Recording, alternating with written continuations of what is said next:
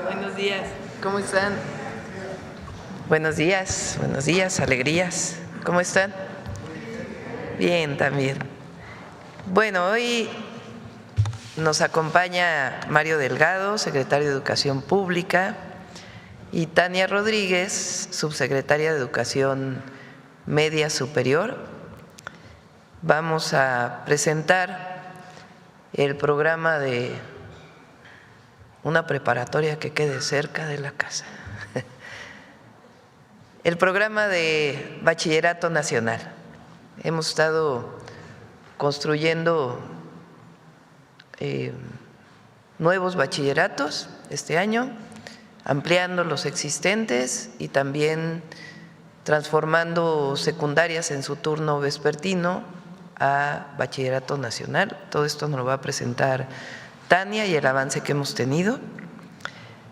Primero Mario y luego Tania. Pero antes, al principio, vamos a hacer una conexión vía remota a Durango. Están ahí Efraín Morales y el gobernador Esteban Villegas, porque el día de hoy se da el banderazo para el inicio de la construcción de la presa El Tunal 2. Entonces, vamos primero al enlace y luego Mario y luego Tania. Hola, presidenta, muy buenos días. Con su permiso, estamos aquí en el ejido del Nayar, en la ciudad de Durango. Nos acompaña el gobernador Esteban Villegas, el subdirector de Agua Potable y Drenaje Felipe Satarain de la Conagua y Ricardo Ibarra del Grupo Constructor ICA, encargados de esta obra. Estamos aquí reunidos para dar el banderazo de salida a estos trabajos para la construcción de la presa El Tunal 2, una obra muy relevante para la ciudad de Durango, que viene a complementar la presa Guadalupe Victoria, que se inauguró en el mes de marzo, que nos hizo favor de inaugurar usted. Con estas dos obras se va a garantizar el abasto de agua potable para la ciudad de Durango durante los siguientes 50 años. Los habitantes de Durango con estas dos obras recibirán agua de calidad suficiente y en cantidad también suficiente. Esta obra representa una inversión del gobierno federal del orden de 4,000 millones de pesos para beneficio de los más de 300,000 habitantes de la ciudad de Durango. Gobernador. Sí. Presidenta, muy buenos días. Gracias por su apoyo.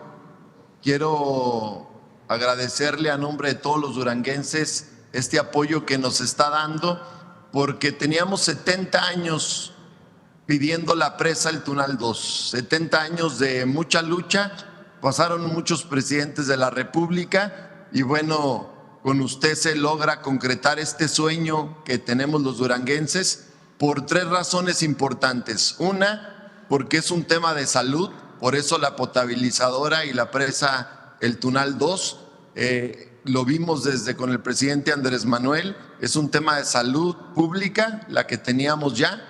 Dos, vamos a cerrar los pozos y vamos a dejar descansar los mantos freáticos para que volvamos a recargar y que cuando haya alguna sequía y la presa no esté en condiciones de poder dar el agua, volver a echar a andar los pozos. Por eso es garantizar el agua, yo creo, los próximos 50, 70 años.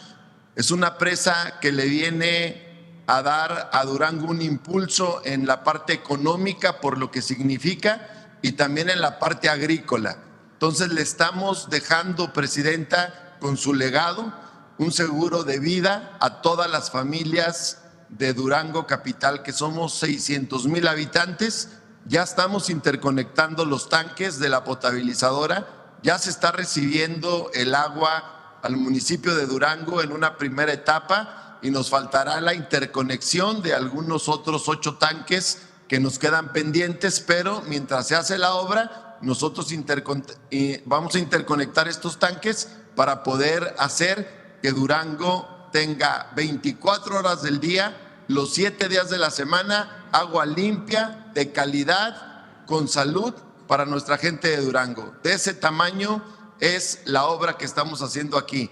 Más de lo que vale en su valor económico es lo que vale, el valor que tiene esta obra Hoy para nosotros estamos muy felices, Presidenta, muy felices porque para Durango es un día histórico, porque usted ha hecho con su trabajo, con su labor, que Durango vuelva a creer en que sí se pueden hacer las cosas y que vienen grandes cosas para nuestro estado de la mano de nuestra presidenta. Muchas gracias, Presidenta, y a nombre de todos los duranguenses le mandamos un fuerte abrazo y que tenga muy buen día. Gracias, gobernador. Efraín, nada más, ¿por qué no nos comentas cuánto tiempo es la construcción? Sí, Presidenta, si me lo permite, Felipe Satrain va a dar una muy breve explicación de los alcances de la obra y de los tiempos. De acuerdo. Adelante, Felipe. Adelante, Felipe. Gracias, director. Con su permiso, Presidenta, buenos días. Si me ayudan con la presentación, por favor. La presa, el Tunal 2, tendrá un costo aproximado de 4,000 millones de pesos. Este año la inversión es de 300 millones de pesos. Además de la presa, el proyecto contempla una obra de toma, una planta de bombeo, una línea de conducción y una potabilizadora. El proyecto producirá 1,500 litros por segundo en beneficio de 340,000 habitantes de la ciudad de Durango. La siguiente, por favor.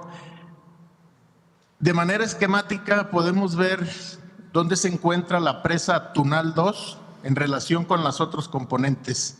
El agua la conduciremos 15 kilómetros a través del cauce del río Tunal hasta llegar a la presa Guadalupe Victoria.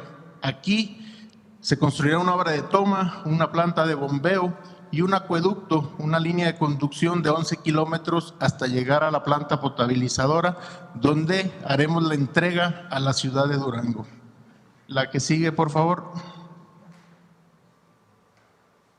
La presa es de concreto compactado con rodillo, tendrá una altura de 98 metros y una longitud de 280 metros. Podremos almacenar un volumen de 126 millones de metros cúbicos. La obra de desvío pretendemos tenerla lista en abril del próximo año. Este es un asunto muy importante. La que sigue, por favor. De esta manera, con los 1,500 litros por segundo, tendremos fuera de operación 69 pozos del acuífero Valle de Guadiana, que tiene problemas de calidad del agua, sobre todo con flor y arsénico. La que sigue, por favor. Durante la construcción se generarán 1,400 empleos directos, 2,800 indirectos y estaremos concluyendo la obra en el primer trimestre de 2028. Es cuanto, Presidenta. Muchas gracias. Gracias, Felipe. Gracias, gobernador. Gracias, Efraín. Pues daremos el banderazo, si nos lo permite, adelante. Presidenta.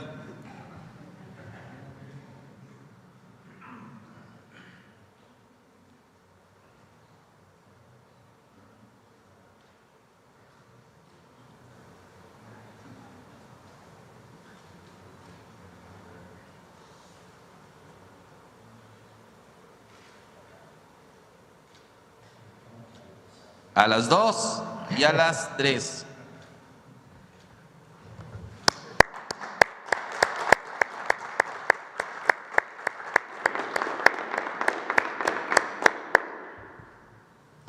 Muchas gracias, gobernador Efraín. Muchas gracias, Presidenta. Felipe, a todas y a todos.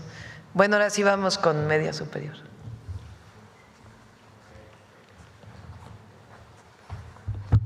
Muy bien, buenos días, Presidenta. Con su permiso, buenos días para todas y todos. Bueno, informar sobre media superior, que hay que recordar que ya estamos viviendo la primera generación del bachillerato nacional, este cambio curricular profundo, donde, siguiendo la instrucción de la Presidenta, acabar con esta idea de que hay bachilleratos de primera y de segunda. Todos formamos parte del bachillerato nacional, los 32 subsistemas forman parte del bachillerato nacional. La actualización curricular, meter nuevas carreras que les interesan a los jóvenes, que tienen que ver con tecnologías, con medio ambiente, y abrir espacios, que ningún joven que quiera estudiar se quede sin la posibilidad de hacerlo. Además, por supuesto, de que todos los estudiantes de media superior en una preparatoria pública tienen su beca Benito Juárez. ¿Cuál es la meta? Adelante, por favor. Son 120,000 nuevos lugares. Con 120,000 nuevos lugares, la cobertura de media superior se va a incrementar a 85%, lo cual es una cifra que nunca hemos tenido y que sí cambia radicalmente la tendencia que hubo durante muchos años en el periodo neoliberal, donde se dejaron de construir escuelas, donde no se acompañó el crecimiento poblacional de los jóvenes, que sabíamos que íbamos a tener la generación más grande de jóvenes en la historia de México, no se acompañó con la construcción de lugares. Ahora se está construyendo como no se había construido antes. ¿Cuál es la meta? Adelante. En este año hay 88 acciones para alcanzar casi 45,000 nuevos lugares. Esto es el 37% de la meta. Para el año 2026, la Presidenta de la República nos ha autorizado un programa más agresivo, la construcción de 65,400 nuevos lugares con 202 acciones, lo cual nos llevaría ya a 110,000 lugares. Estaríamos muy cerca de la meta de los 120,000 que está planteado para el 2030. La que sigue, por favor. En este año, como ya sabemos, se están construyendo 20 nuevos planteles. Por cierto, todos se van a terminar en diciembre. Hay que recordar que estos planteles ya se abrieron, ya están los jóvenes inscritos y estamos muy contentos porque se llenaron rapidísimo, Presidenta. Y en la mayoría hay jóvenes que quieren entrar. Si tenemos mucha demanda en los nuevos planteles, incluso para el 2026, algunos de estos nuevos planteles ya se está proponiendo su ampliación, porque tenemos el terreno, tenemos el espacio y hay muchos jóvenes entusiasmados en inscribirse a esos planteles. También las 33 ampliaciones que se plantearon, es decir, bachilleratos que tenían mucha demanda, que estaban dejando jóvenes sin la posibilidad de ingresar, a pesar de que había interés, se está ampliando su capacidad en 33, además de cambio en la currícula, y 35 reconversiones de secundarias que no tienen turno vespertino, que se les hacen aulas nuevas, talleres y funcionan como nuevas preparatorias en las secundarias por las tardes. Toda la obra que está en curso, por cierto, agradecerle a la Secretaría de Infraestructura, que es quien está haciendo la mayor parte de la obra, las 20 preparatorias nuevas. Todas terminamos entre noviembre y diciembre, así que queremos que la Presidenta en este periodo nos acompañe a inaugurar y a entregar las escuelas a las y los jóvenes. Entonces, esto es lo que tenemos para este año. Le voy a ceder la palabra a Tania Rodríguez. Ella va a presentar cuál es el proyecto de infraestructura y de crecimiento para el 2026. Pero toda la lógica en la planeación, en la definición de dónde van las preparatorias nuevas, cuáles se amplían y cuáles serán reconvertidas, tiene que ver con la lógica que ha planteado la Presidenta, con la estrategia de acercar las escuelas a dónde están los jóvenes. Esto de que las preparatorias queden cerca de la casa para que saliendo de la secundaria se vayan directo a la preparatoria. Ha demostrado que esto funciona y la respuesta de los jóvenes ha sido verdaderamente extraordinaria. Entonces, les presentamos el plan para el 2026.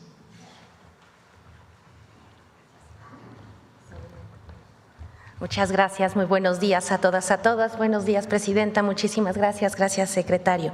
La que sigue, por favor. Estos son los criterios con los que estamos trabajando las 120 acciones para este año. Es una labor enorme la que estamos haciendo, una inversión de 5.749 millones de pesos.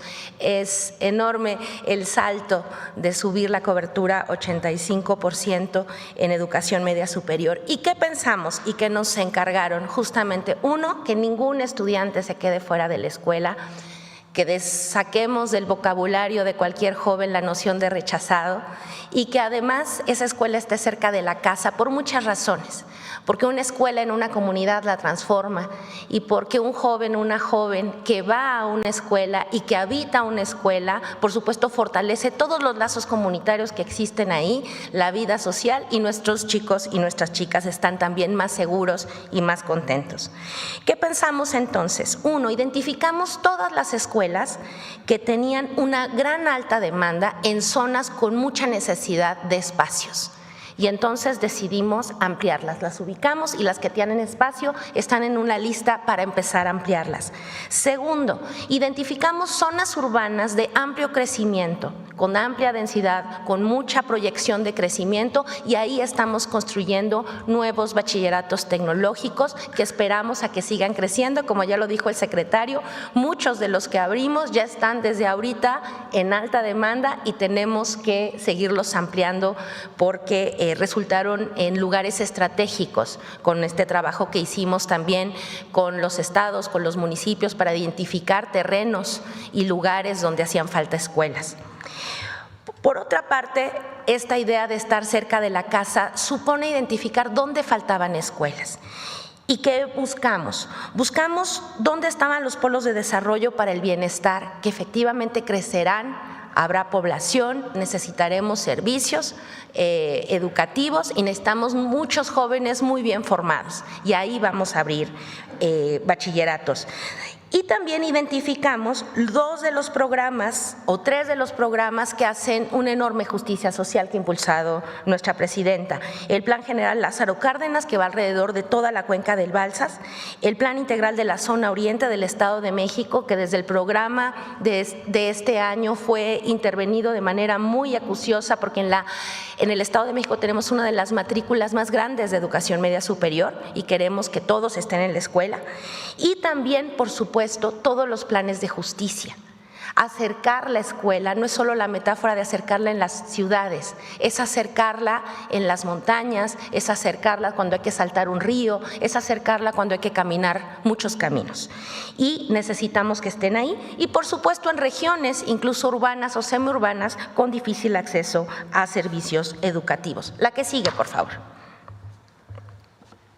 De este modo, identificamos 20 nuevos bachilleratos tecnológicos en estas ciudades. De nueva cuenta, por ejemplo, solamente los puntuaré algunos casos, intervenimos de nueva cuenta Tijuana, nos vamos a Calakmul, a la zona del sureste donde está el tren, donde se necesitan un desarrollo fuerte de trabajo, en Pesquería, en Escobedo, en Celaya, y en muchas otras ciudades que están creciendo, en Acapulco, por supuesto, y en Quintana Roo, donde también hemos intervenido y hay un crecimiento demográfico muy grande. Estos tecnológicos, además, digamos, de ser unas escuelas muy lindas, porque están quedando muy bonitas y donde van a haber más de 900 estudiantes en la primera etapa, toda la oferta educativa está repensada, actualizada, y los planes de estudio, pues, alineados a los intereses de los jóvenes y de las necesidades, digamos, de la zona y de las regiones. La que sigue, por favor.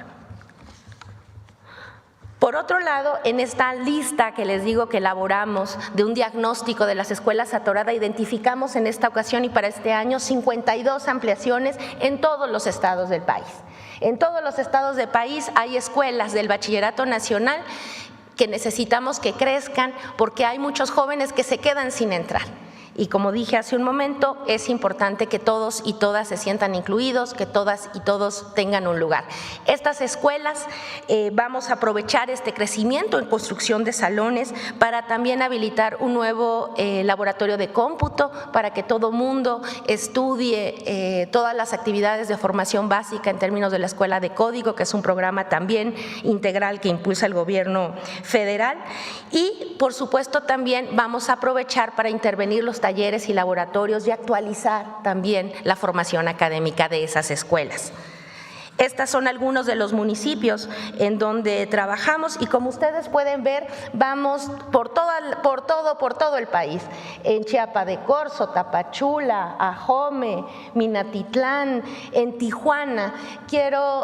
Y la presidenta creo que es una cuestión muy importante. En Tijuana tuvimos varias intervenciones este año. Vamos a construir, ustedes lo vieron también en el listado previo, y estas ampliaciones son 4 ampliaciones en Tijuana y con ello, por instrucciones de la presidenta, vamos casi a lograr cumplir los 2,000 lugares que faltaban en Tijuana.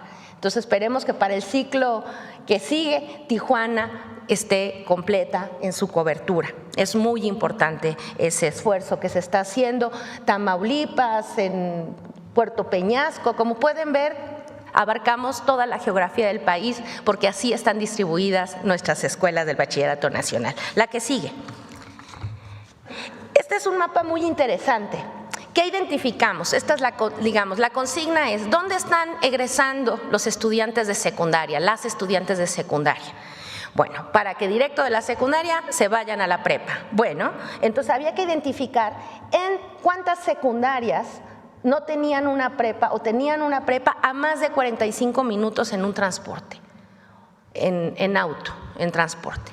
Y entonces identificamos todos esos puntitos que se ven y ahí es donde vamos a acercar escuelas a esos jóvenes. Son 556 municipios, de los cuales 320, es decir, el 57%, pertenecen a planes de justicia y desarrollo integral de los pueblos y las comunidades indígenas. Eso nos encargó muchísimo la presidenta, que pensáramos con mucho cuidado en acercar estas escuelas, porque efectivamente abrir una escuela ahí, fortalecerla, hacerla crecer, tiene un impacto social muy importante para los jóvenes y para todas sus familias. De igual forma, hay 108 de estos municipios que forman parte del programa Lázaro Cárdenas y 36 dentro de los polos de desarrollo del bienestar. La que sigue, por favor.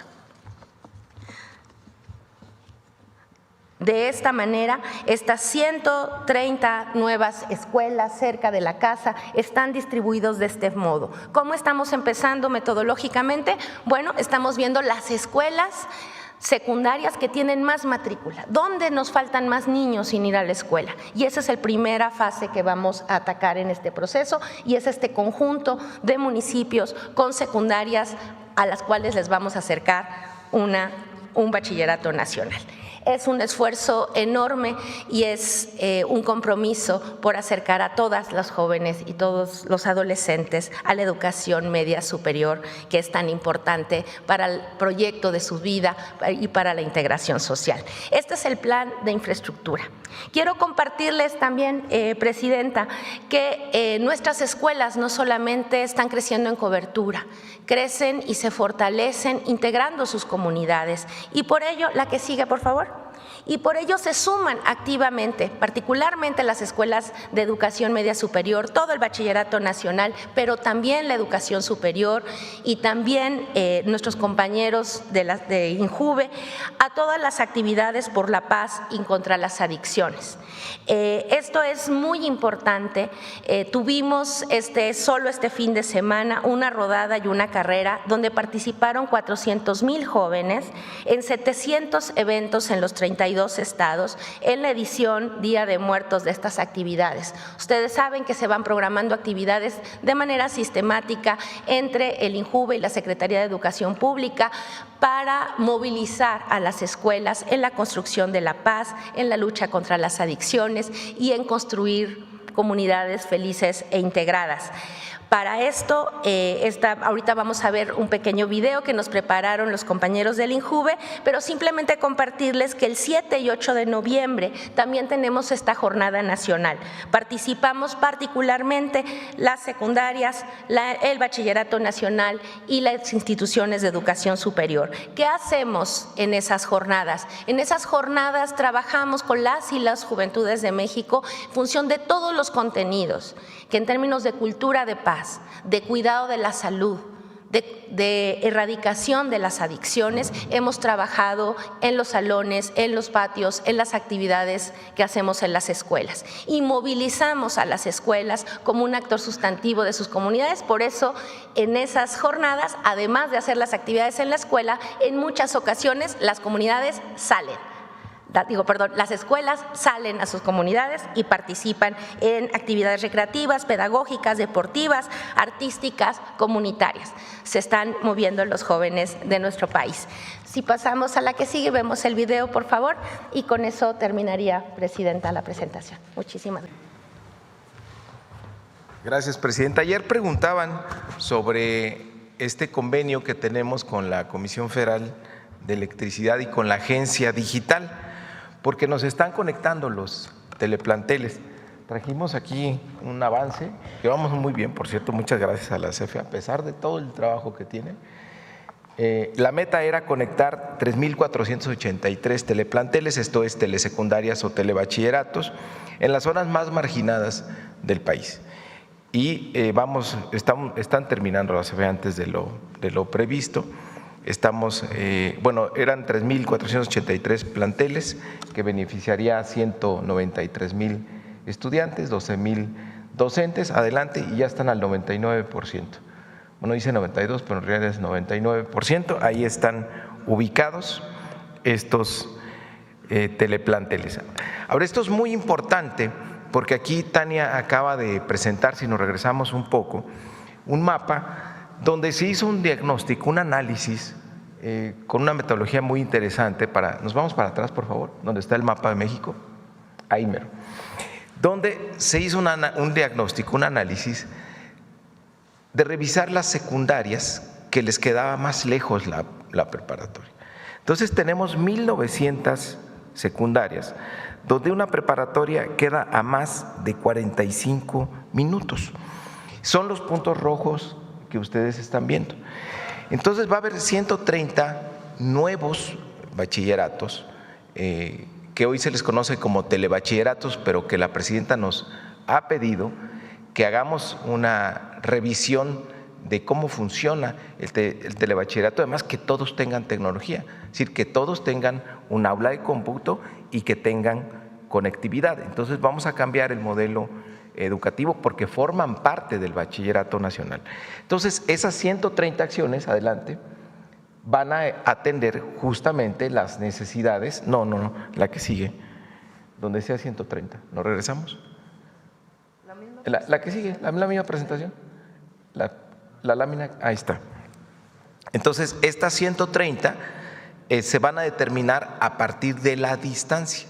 Sí, por eso es de que se están construyendo preparatorias que queden cerca de la casa de los jóvenes, porque eso funciona. Entonces, estos serán telebachilleratos o el nuevo modelo que se está desarrollando, y esto va a reducir de manera importante el promedio de tiempo que los jóvenes se tienen que desplazar de su secundaria a la preparatoria. Esto con esta lógica de acceso. Entonces, en resumen, son 130 nuevas escuelas a partir de este criterio, más las 52 ampliaciones, es decir, bachilleratos que ya tenemos que tienen un exceso de demanda, que quieren crecer, que podemos crecer porque tienen los terrenos, habrá aulas nuevas, talleres nuevos y 20 bachilleratos tecnológicos también, nuevos principalmente en zonas urbanas que han tenido mucho crecimiento y que no se ha acompañado con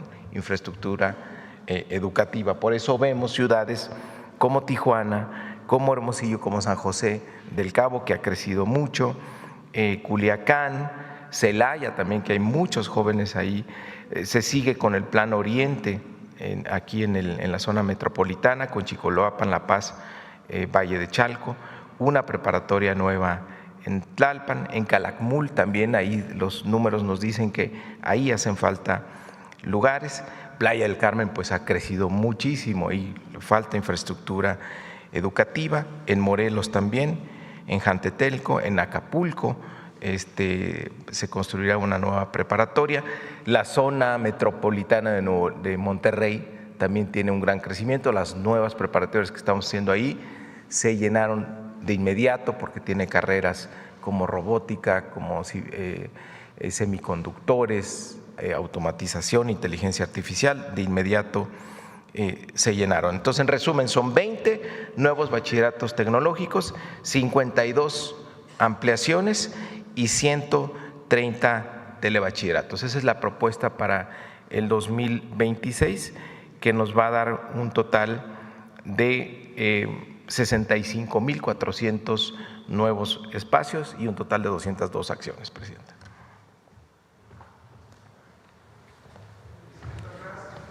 En campaña hice en varios lugares, dije que íbamos a construir una preparatoria que quedaba cerca de la casa. Una chica en Jalisco hizo ¿Qué ritmo es ese? No, pero un reggaetón. A ver, ponlo.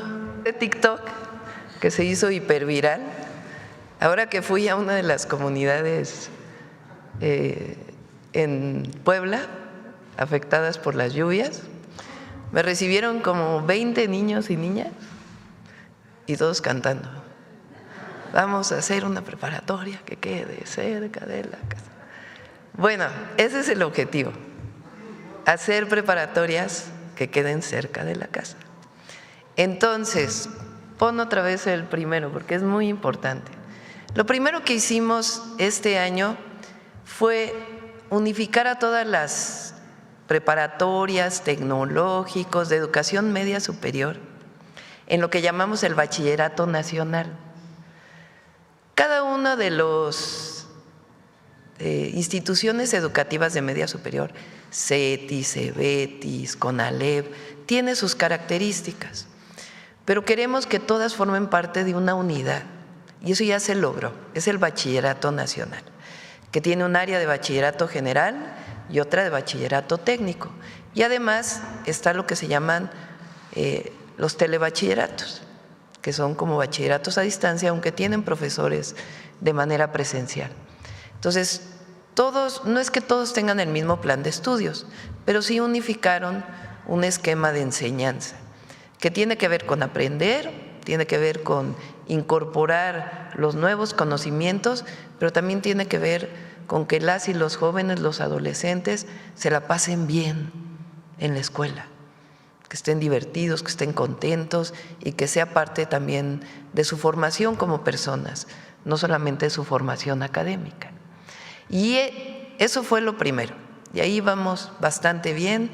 Además, muchas universidades, la UNAM, el POLI, la UAM y muchas universidades autónomas de los estados están, digamos, adoptando a su sistema. Entonces, las y los jóvenes, los adolescentes van a salir del Bachillerato Nacional con su certificado de la SEP y además una certificación de una de las universidades. Lo que más avanzó, por ejemplo, aquí en la zona metropolitana es bachilleres junto con la UAM, que tienen ahora una integración mucho mayor. Además, pues desaparecimos el examen del Comipems y ahora, pues en efecto, van los jóvenes a la preparatoria que quede más cerca de la casa. Ahora, para que esto sea realidad, ¿qué tenemos que hacer? Pues más preparatorias, más bachilleratos nacionales. Entonces, este año, para diciembre, a ver, préstame.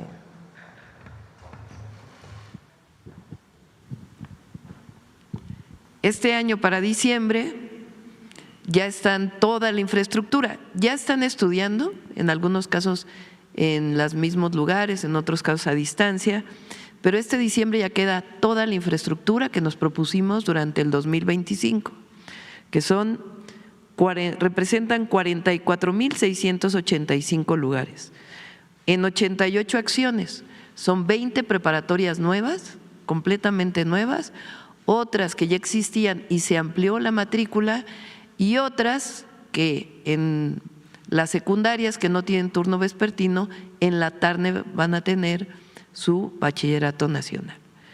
¿Qué vamos a hacer en el 2026?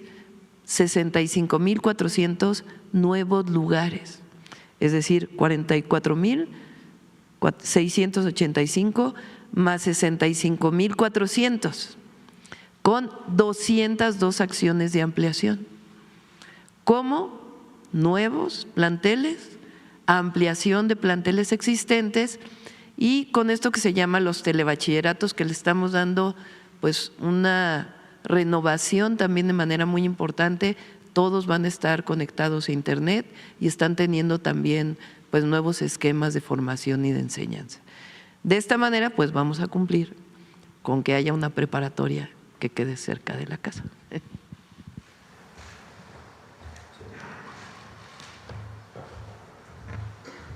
Listo, ahora sí vamos a las preguntas.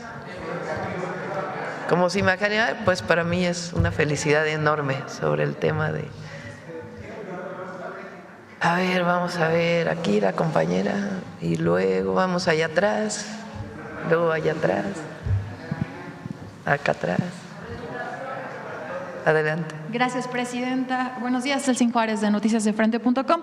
Una pregunta, si me permite, al secretario de Educación, saber si ahora con estas inundaciones, secretario, ya se tiene un estimado de los libros de texto que se perdieron en estos estados afectados. Al final, bueno, es material que utilizan las y los niños. Si ya se tiene la cifra de cuántos libros se van a reimprimir y cuál sería el costo, y también si se va a apoyar con alguna beca para uniformes.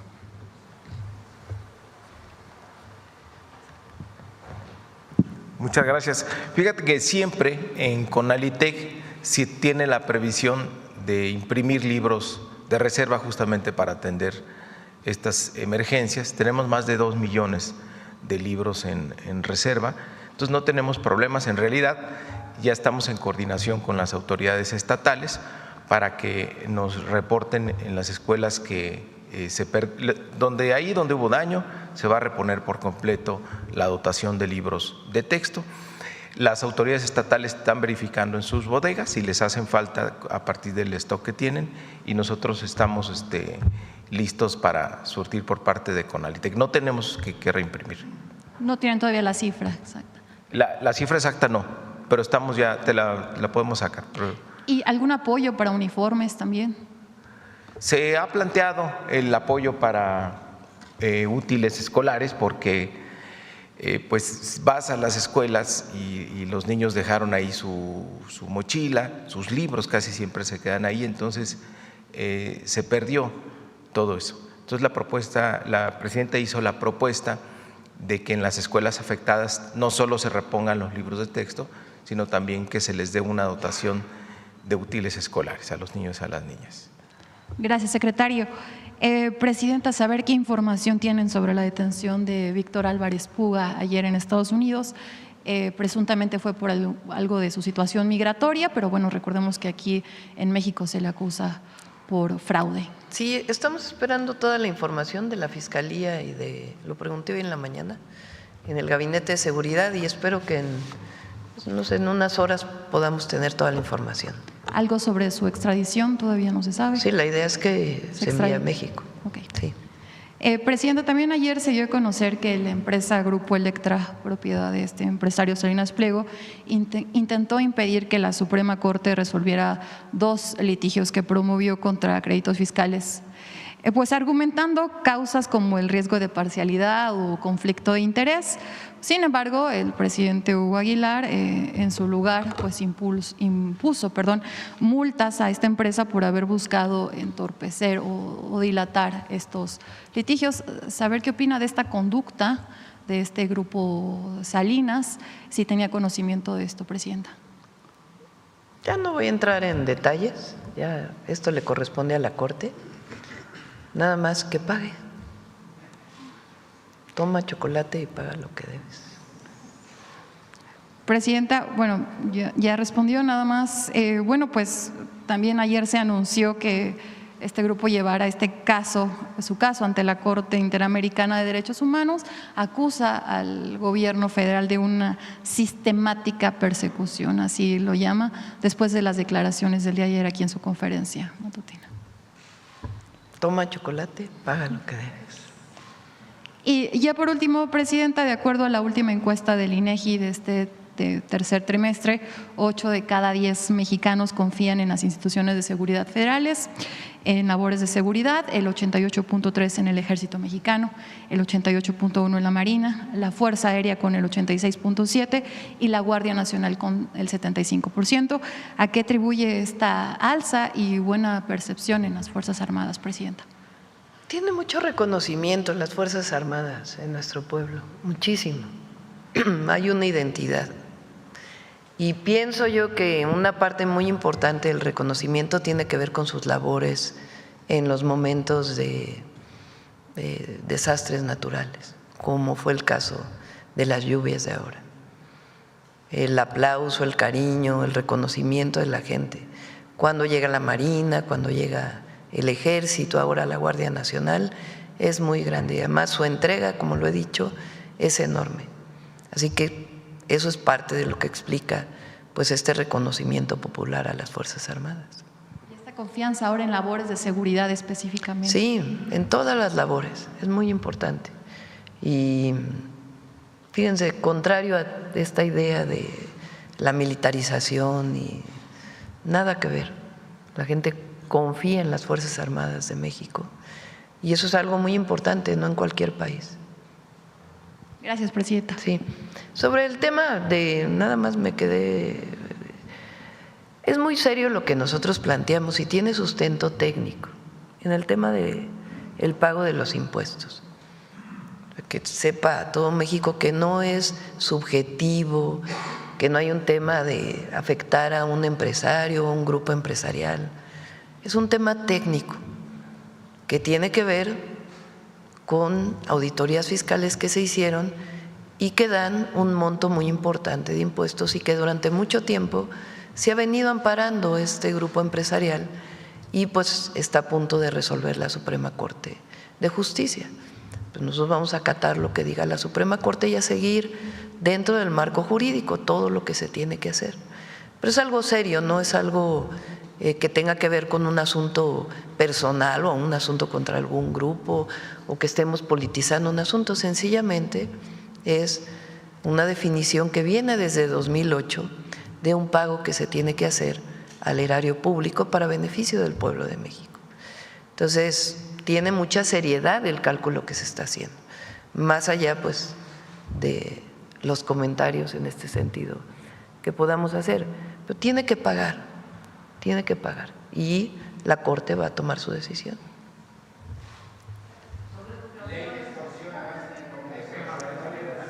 Vamos. A ver. Vamos. ¿Quién? A ver, ella, Capital 21, que hace mucho que no pregunta, y luego por acá. Buenos días, Presidenta. José Manuel Fuentes, de Capital 21, corazón de la capital. Preguntarle un tema que tiene que ver también con el capitalino.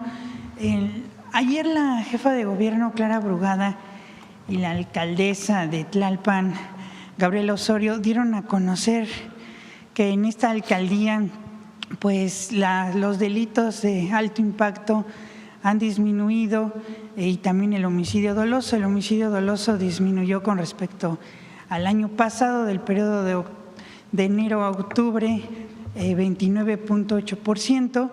Preguntarle cómo ve pues estos resultados también en la estrategia de seguridad en Tlalpan, pues una alcaldía que usted tuvo el privilegio de gobernar, Presidenta. Es muy buena la alcaldesa Gabriela, muy querida por la gente. Es una joven brillante que está haciendo muy buen trabajo y bueno, acompañada de la jefa de gobierno. Ahí en Tlalpan aprovecho para anunciar bueno, ahora ya no son mis vecinos, ¿verdad? Porque ya vivimos en la Cuauhtémoc, pero pues viví en Tlalpan por casi 35 años. ahí vamos a hacer una preparatoria y una Universidad Nacional Rosario Castellanos. Es algo que desde que fui jefa delegacional era un sueño que teníamos, y se va a hacer en un terreno que era la antigua casa de Durazo, si se acuerdan de el famosísimo jefe de la policía de la Ciudad de México, de mucha corrupción, y en su momento creo que era el ingeniero Cárdenas, el jefe de gobierno. Entonces se pasó ese terreno al gobierno de la ciudad. En realidad está en la Secretaría de Infraestructura, en la Secretaría de Ciencia y Tecnología, porque, bueno, Ciencia, Humanidades, Tecnología e Innovación, porque ahí está la sede de la Academia Mexicana de la Ciencia, ahí se construyó. Era delegado, entonces se decía El Pino, Salvador Martínez de la Roca, y en Tlalpan, cuando se construyó la sede de la Academia Mexicana de la Ciencia. Es un terreno muy grande y ahí queremos construir la universidad, un campus de la Rosario Castellanos y una preparatoria más. Hay 2 preparatorias o 3 del Instituto de Educación Media Superior de la ciudad. Entonces, todo eso ayuda al mejoramiento de la vida y de las opciones para todas las y los jóvenes de Tlalpan. ¿Y ya se tiene, Presidenta, aproximadamente una inversión para este campus que usted menciona? ¿O todavía sí? Se las damos después, pero sí, el próximo año se inicia la construcción. Y también en otro tema capitalino es, pues usted inició con la innovación y el mantenimiento profundo de la línea 1 del metro de Observatorio a Pantitlán, pues ya se va a inaugurar el 16 de noviembre. Preguntarle qué opinión le merece, pues que ya se va a inaugurar este proyecto que usted inició. Pues se hizo una nueva línea realmente. La línea 1 del metro, la primera línea que se inauguró en el 69, ¿sí? 69. José Alfonso debe que se acuerda de todas las fechas. 1969, pues ya tenía muchísimos problemas y en vez de hacer una nueva línea tomamos la decisión de renovarla completamente, porque esa línea conecta un montón de líneas, las otras líneas del metro, con excepción de una, y con el Metrobús en muchísimos lugares y con el trolebús. Entonces, en noviembre, ahora mediados de noviembre, ya se inaugura la nueva línea 1. Y lo que es precioso, la verdad, ¿ustedes fueron el domingo? Bueno, vamos a ir porque la verdad es algo, de veras quedó hermosísima la terminal de observatorio. Son 5 pisos. Donde se llega por abajo en coche, después viene, bueno, no recuerdo exactamente cómo están los niveles, pero uno es para el metro, otro es para el mezanín, en donde se van a reubicar el comercio en vía pública, otra parte es para la llegada del tren de observatorio. Tiene 5 niveles, es una estación de transferencia modal única, la verdad extraordinaria, quedó muy bonita. Y se conecta con la línea 1 y después con la extensión de la línea 12 del metro. Entonces, esta zona del poniente de la ciudad, junto con el Estado de México, pues va a quedar muy conectada. Por último, Presidenta, también le quiero preguntar sobre pues este proyecto que presentó la semana pasada, este plan para combatir y también detectar a tiempo el cáncer de mama, que también tiene que ver con la educación superior. ¿Cómo se va a seguir especializando a las personas, a las mujeres que apliquen esta prueba de la mastografía? También si se tiene un plan para fortalecer pues la capacitación. Esto pues hemos recogido pues algunas demandas de las mujeres con respecto a estos estudios, Presidenta. Es importante la pregunta. ¿Qué pasa ahora? Hay una campaña muy grande en el mes de octubre para la autoexploración. Si la mujer detecta algún nódulo o algún problema, entonces debe acudir a que se haga una mastografía y un ultrasonido, si lo determina el técnico o el médico. Se hace la mastografía, a veces pues no hay suficientes, y después ¿quién la interpreta? Pues tiene que ser un médico especializado que interprete para ver si tiene algún problema o no, o qué tipo de problema. Y de ahí pues explicarle a la mujer pues cuál fue el problema que encontró. De ahí, si se encuentra que puede tener cáncer o puede tener un tumor cancerígeno, pues tiene que ir a un hospital para que se le pueda hacer una biopsia y en la biopsia un patólogo determinar si en efecto tiene células cancerígenas o no. Si se detecta que tiene células cancerígenas, pues tiene que entrar a un tratamiento. ¿Qué es lo que pasa ahora en México? Primero, no hay suficientes mastógrafos y ultrasonidos para poder determinar el estudio y además se recomienda que todas las mujeres vayamos por lo menos una vez cada 2 años a hacernos este estudio de manera preventiva. Ahí donde hay más mastógrafos, pues el problema es quién los interpreta. Y ya después de quién los interpreta, pues a qué lugar vas para que te puedan hacer la biopsia y después, en caso de tener células cancerígenas, tu tratamiento. Y eso es lo que queremos atender pues con todo el programa que presentamos. Entonces son 1000 mastógrafos y ultrasonidos que tienen que tener sus técnicos, de ahí 20 centros de interpretación adicionales a los que ya existen para que a distancia se pueda interpretar y un centro oncológico para mujeres en cada entidad de la República para que puedan acudir ahí en caso de una biopsia o en caso de que desafortunadamente se tenga un tumor cancerígeno, poderse tratar de inmediato. Mientras más cortos sean esos tiempos, más puede salvar la vida de la mujer. Y lo que queremos justamente pues es acortar esos tiempos con todos los equipos que se requieran. Ese es el programa que presentamos. Vamos a llevarnos 2 años precisamente porque tiene que haber capacitación, tiene que haber formación, tiene que haber construcción y vamos a comprar 500 el próximo año o si nos da para más y otros 500 para el 2027. De tal manera que a finales del 2027 pues ya tengamos todo el programa establecido y salvemos vidas. Muchas gracias, Presidenta. Por último, también aprovechando la presencia del secretario de Educación y que la CONADE es parte también de la SEP, pues en estos días se ha destacado la participación de los deportistas en distintas categorías. Entre ellos se encuentra la primera mexicana en ganar la medalla en Copa del Mundo de natación, también Ixac del Toro, Yareli Acevedo, que hacen brillar al ciclismo mexicano. Preguntarle, ¿habrá algún reconocimiento particular a estos destacados deportistas, Presidenta? Sí, sí lo vamos a hacer. Hacia finales de este año siempre se hace. Y ayer me mandó Rommel, ¿no te lo mandó? Un video también de nuevos campeones. ¿Ustedes lo traen? A ver. ¿Otro? ¿Distinto? Felicidades a todos y a todas. Bueno, a ver sobre el tema la compañera. Sin duda sí tiene que ver con la educación. Permítanme.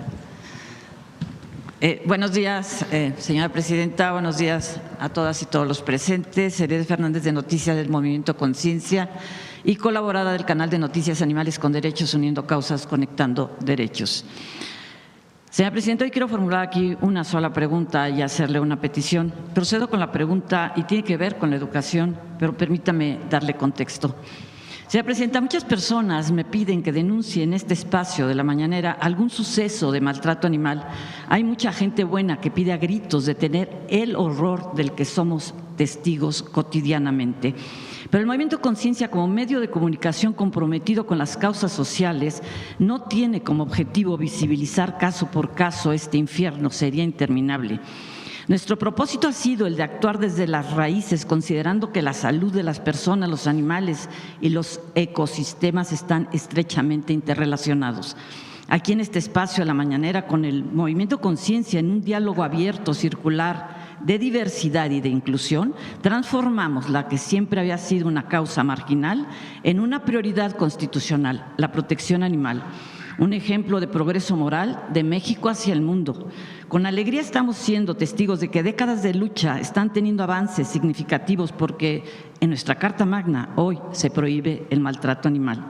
Asimismo, estamos colaborando desde nuestro ámbito con contenidos educativos que se verán reflejados en los libros de texto gratuitos. En esa línea, entregamos el pasado 28 de abril nuestra propuesta de Ley General de Bienestar, Cuidado y Protección Animal. Señora Presidenta, la mayoría de las personas indignó una imagen que trascendió fronteras, el caso de la osa mina en el Parque Zoológico La Pastora. Sin embargo, hay otros animales invisibilizados que no entran en la NOM de especies protegidas, pero que sufren por igual y que también padecen una sarna muy grave o quizá peor y mueren lentamente en las calles, aguzanados y además hambrientos. Me refiero, entre otros, a perros y gatos abandonados cuyo sufrimiento por lo común pasa inadvertido. Ellos son el reflejo de una sociedad que se ha formado en la falta de empatía y de respeto al prójimo, porque nunca nadie le dijo que la indiferencia y el maltrato hacia los animales estaba mal. En ese escenario es urgente desarrollar una campaña de concientización que hable de todos los animales sin distinción de especie. El Movimiento Conciencia ya comenzó una campaña, se llama Erradicar el maltrato, la crueldad y la tortura animal, un compromiso por la paz. En torno a la muestra fotográfica Revocar el Silencio, presentada en los pasados meses de agosto y septiembre en la sede de la Secretaría de Educación Pública, se distribuyeron 10,000 trípticos ilustrativos con el apoyo de su Dirección General de Planeación, Programación y Estadística Educativa. El contenido de estos trípticos es resultado del esfuerzo de personas conscientes que luchan por el bien común. La pregunta, señora Presidenta, es: ¿aceptaría que le entregue a usted por ahora los primeros 2 trípticos ya terminados con el fin de que su gobierno considere hacer uso de su contenido? En este caso también la Secretaría de Educación Pública. Nosotros no contamos con los recursos mínimos necesarios para su óptima distribución o difusión masiva. Sí, claro que sí. Aquí los dejo. Uno de ellos trae el logo de la Secretaría de Educación Pública. Gracias, secretario, por haber sido sede de esta importante exposición. La petición, señora Presidenta, es muy breve. No se olviden de los animales que son víctimas también de los desastres naturales. Es tiempo de ejecutar un plan de rescate para todos ellos. Este ya está contemplado en la propuesta de Ley General de Bienestar, Cuidado y Protección Animal, que el Movimiento Conciencia le entregó a usted el pasado 28 de abril para su consideración y canalización. No olvidemos que muchos animales han rescatado a miles de personas en situaciones de crisis o tragedia a lo largo de los años. Hay que hacer algo por ellos ahora en justa correspondencia. Es todo, señora Presidenta. Gracias. Muchas gracias. Vamos, vamos a ver. A ver, ¿quién más? Estoy viendo quién no ha preguntado recientemente. 2 meses acá. Adelante. Gracias, Presidenta. Graciela Bravata, de Ahora Noticias. Pues con el tema de lo que lamentablemente se viene viviendo en el país con estos desastres naturales y con la reciente propuesta de la nueva Ley General de Aguas, si me permite exponer y preguntar qué sugiere y si a lo mejor seguramente lo tiene contemplado en su plan hídrico, porque si bien es cierto de que cuando son desastres naturales, pues algo que no se puede quizás tanto prevenir. Sin embargo, hay una actividad que se ha hecho y que afortunadamente desde el presidente Andrés Manuel hizo el plan de Sembrando Vida. Soy de Tabasco y, como sabe, después de la tragedia del 2007, pues sí quedamos bastante afectados. Y así como hoy los paisanos que están pasando esta tragedia en Veracruz y los otros estados. Aquí me gustaría mencionarle algo antes. El pasado 12 de octubre, el gobernador de Tabasco, Javier May Rodríguez, hizo una extraordinaria labor llamando a un programa de reforestación 2025. Fue tanto el llamado que conectó con la ciudadanía que era para sembrar más de 2.400.000 árboles. Se rebasó la meta, Presidenta.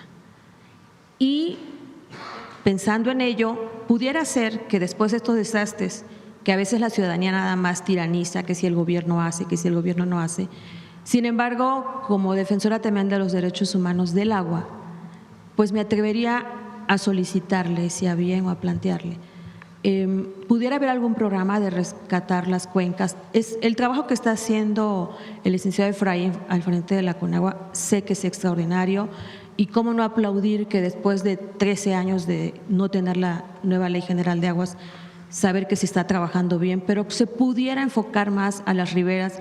Sabemos que los manglares y los sauces nos protegen más para que los ríos pues ahora sí que tengan un buen contenedor.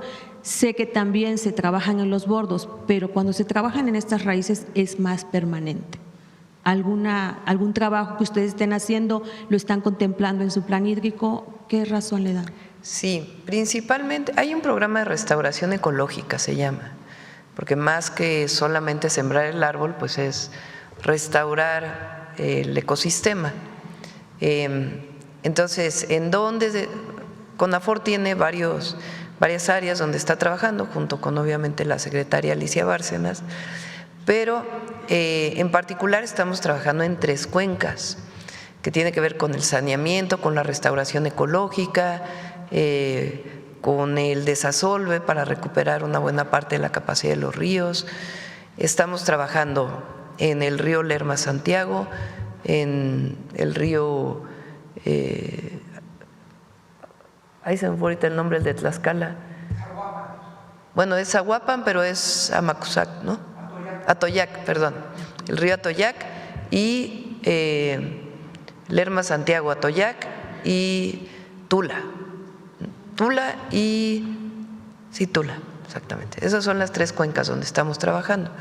Y ahí es un programa integral. Además, se está trabajando en este momento en la presa Endó, que es una presa que lleva pues las aguas de desecho de la zona metropolitana del Valle de México, en la recuperación también de su espacio y en su saneamiento.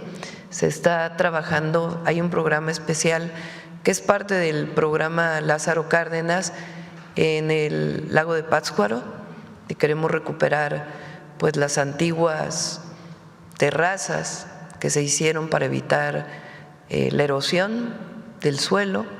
Se está trabajando en distintas cuencas, además, repito, de lo que normalmente hace la CONAFOR. Y en las escuelas, ahorita que está el secretario, ¿habrá algún programa para concientizar a los niños y a los jóvenes para poder integrarse a esto? Que no sea nada más el día del medio ambiente, que no, nada más sea un día fortuito, sino que sea ya como un hábito, pues para poder… Pues está en la materia de educación ambiental, ¿no es cierto? Es parte de la nueva escuela mexicana. Hace tiempo había iniciado el programa de educación ambiental con una materia, pero se ha reforzado. Y en la educación media superior también está. Entonces, evidentemente, el programa Sembrando Vida pues es fundamental, sí, pero estamos trabajando, y si quieren lo presentamos aquí en todo el programa de reforestación y restauración ecológica. Muchas gracias, presidenta. En otro tema, recientemente, la semana pasada, se le hizo un homenaje en la Canaco, Ciudad de México, a Elena Poniatowska. El día que estuvo del fomento a la cultura, y ahorita que está el secretario, pues sabemos todo lo que Elena Poniatowska ha dado a México, y preguntarle, presidenta, si consideraría ponerle el nombre de Elenita para honrarla, ya sea en una de esas bibliotecas, en alguno de los salones de las escuelas. Sí, nosotros en la ciudad le pusimos el nombre de Elena a una de las preparatorias. Creo que es la de Iztapalapa, si mal no me acuerdo. Ah, no, la de Iztapalapa es Pérez Gay, José María Pérez Gay. Es la de Álvaro Obregón, yo creo, que se llama Elena Poniatowska. Y sí, vamos a considerar que cada preparatoria lleve el nombre, y dado que estamos con las mujeres, pues podemos recuperar los nombres, y a Elenita, pues claro que sí. Gracias, presidenta. Para terminar… De Gustavo Madero, Elena Poniatowska. Okay. Para terminar, sé que ayer le preguntaron sobre el tema y sé que es usted muy respetuosa de los poderes. Sin embargo, debe de saber que está próximo a llevarse la renovación del Poder Judicial de la Ciudad de México. Me llama la atención porque pues, la renovación del Poder Judicial en el país fue una propuesta hecha del Ejecutivo y que afortunadamente se hizo con mucho éxito el pasado 1 de junio. Sin embargo, las personas que hasta ahorita tengo conocimiento son como 6 personas que van a levantar la mano, pero me llama la atención que principalmente el que lo preside aún quiere reelegirse, algo que pues también usted ha pues de alguna manera reprobado en todos los aspectos. Y otra persona que bueno está involucrado, ha sido con muchos señalamientos y también en un atentado. ¿Qué opinión le merece esto, Presidenta? Ayer lo dije, no me voy a meter a la decisión que vayan a tomar los magistrados. Sin embargo, yo las creo magistradas de la sí, Ciudad claro, de México. no es intervenir, sin embargo, la ciudadanía espera que realmente se cumpla. Sí, pero que decidan ellos, que decidan los magistrados. Gracias, Presidenta. Sí. Bueno, a ver Nancy, y luego allá atrás el compañero que también hace rato que no pregunta. Gracias, Presidenta. Buenos días a todas y a todos. Nancy Flores, de la revista Contralínea. Presidenta, hace un momento hablaban de la materia educativa como en el periodo neoliberal, pues nunca se atendió ese tema, al contrario. Y quizá no recordamos, pero en la época de Ernesto Zedillo, que ahora pues vuelve a la carga con sus mentiras acerca de la democracia mexicana, pues él justamente llevó a cabo una gran represión contra un movimiento estudiantil, el CGH, en la Universidad Nacional Autónoma de México, que se opuso en 1999 a la privatización de la universidad. Además de este acto represivo, bueno, Ernesto Zedillo pues se caracteriza no solo por el gran latrocinio, uno de los mayores latrocinios que ha vivido el pueblo de México con el FOA-PROA, sino también con otras privatizaciones, entre ellas, por ejemplo, la de los ferrocarriles, pero también la de las pensiones en 1997.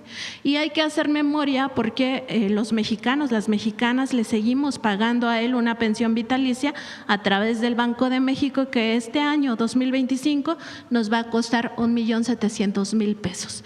Ernesto Zedillo también fue en su momento, su familia política, investigada por narcotráfico, se le vinculó al cártel de Colima. Además de este tema, pues también es responsable de otras masacres, ¿no? Está, por ejemplo, el Charco, el Bosque, Aguas Blancas, Acteal. Eso ocurrió en ese sexenio. Él llegó a la presidencia incluso después de un magnicidio y nunca lo aclaró. Y ahora viene a hablar de que en México no existe la democracia, cuando el pueblo de México por primera vez tiene en su poder la decisión de elegir al gobierno que lo representa, y ahora también no solo al ejecutivo y legislativo, sino también al judicial. Preguntarle, Presidenta, sobre esta hipocresía y también este cinismo de personajes del pasado que vienen pues a seguir diciendo mentiras. Bueno, ya mencionaste muchas de las desgracias de aquella época. Y sí, en efecto, ayer,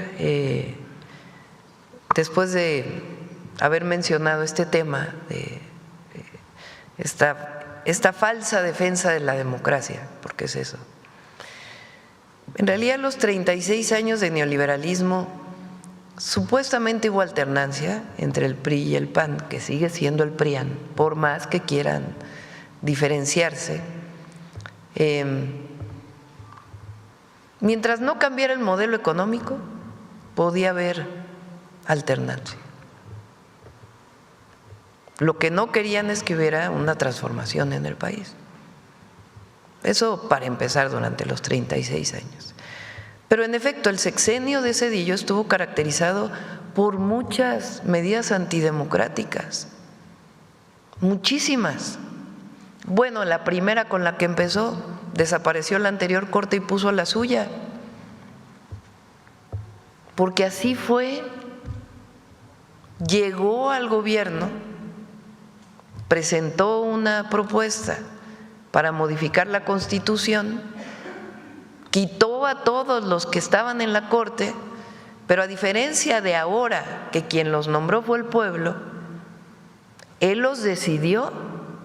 Él decidió uno a uno quién iba a formar parte de la Corte. Entonces, ¿cómo se atreve a hablar de antidemocracia cuando él inicia, además de la crisis del 94 y el FOBAPROA, con el retiro unilateral decidido por una persona de la Corte anterior y pone a la nueva Corte? Y después, como bien tú dices, pues todas las historias de represión que hubo durante su sexenio, de persecución política y de antidemocracia también que se vio en lo económico, porque ¿quién decidió la privatización de los ferrocarriles? ¿Quién decidió las medidas económicas que se tomaron? Entonces, fue un sexenio caracterizado por la antidemocracia. ¿Qué dice él? Yo permití que hubiera transición del PRI al PAN. No, bueno, ese lo pactó con Estados Unidos, dicho por la Bastida. Entonces, ¿cuál democracia? Entonces, sí hay mucha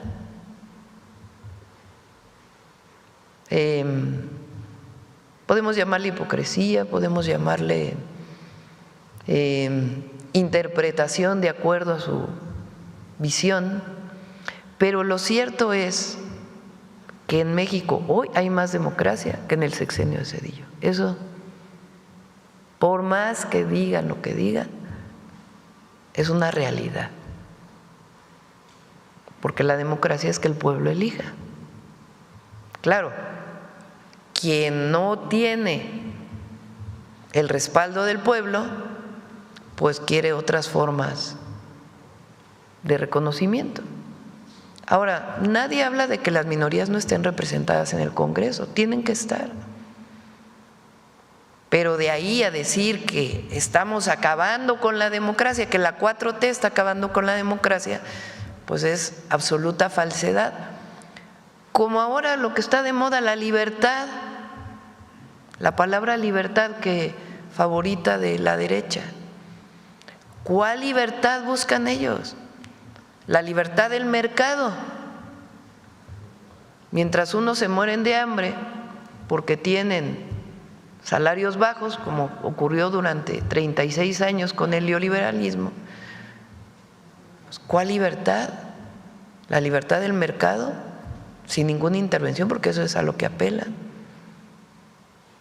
Entonces, en realidad es una falsa libertad y es una falsa democracia la que defiende. La verdadera libertad es la que se vive hoy en México. Que tenemos problemas en el país, pues nadie lo niega y estamos trabajando para atenderlos. El problema es si queremos regresar al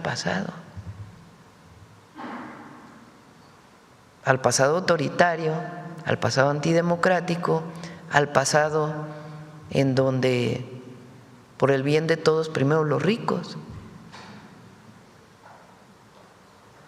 o ni siquiera por el bien de todos primero los del mero arriba, o regresar a una situación en donde el poder económico regrese a gobernar a México. Esa es la pregunta. ¿Queremos seguir avanzando por el camino de la transformación, de derechos para todas y todos los mexicanos, de libertades, de democracia, de independencia, de soberanía, o queremos regresar al pasado, de entrega, de antidemocracia, de autoritarismo, de represión, de falta de libertad de expresión, y donde quien gobierna es el poder económico?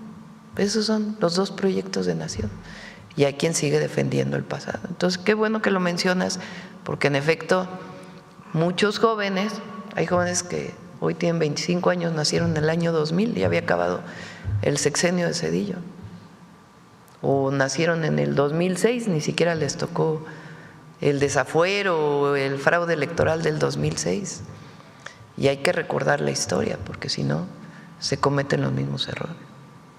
Presidenta, en el tema del empresario Álvarez Puga, saber si también se tiene información de su esposa, la presentadora Inés Gómez Montt.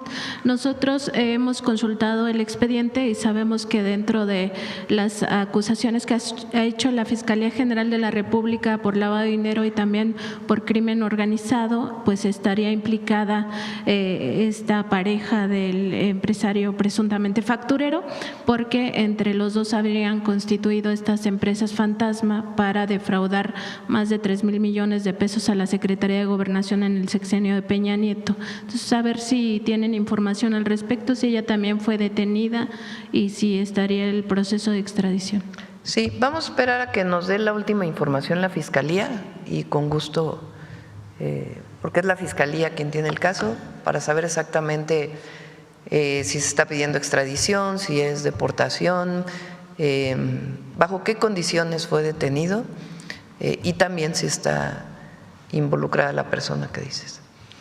También preguntarle, porque la semana pasada la Cámara de Diputados aprobó cambios en el tratamiento del IVA para las aseguradoras, esto en la Ley de Ingresos 2026, para prohibir que se siguieran acreditando estos recursos como propios. Esto se da en un contexto en el cual las aseguradoras venían litigando mucho este tema para no pagar, pero también en la discusión del Congreso se aprobó que estas aseguradoras paguen solamente 20,000 millones de pesos correspondientes a 2025 y no los aproximadamente 175,000 millones que se estaban calculando. Saber, Presidenta, cómo se llegó a este acuerdo, porque ya también hay quienes dicen que se trata pues de una condonación, aunque no se les ha puesto este término, pero sí pues este beneficio. Es al revés, ellos toman la decisión finalmente de pagar el 2025 y el SAT decide pues aceptarlo del 2025 e iniciar con el nuevo pago, ya incorporando pues todas las consideraciones que estaban planteadas. Todo seguía en litigio, no había una decisión final. Finalmente las propias aseguradoras dicen pagamos 2025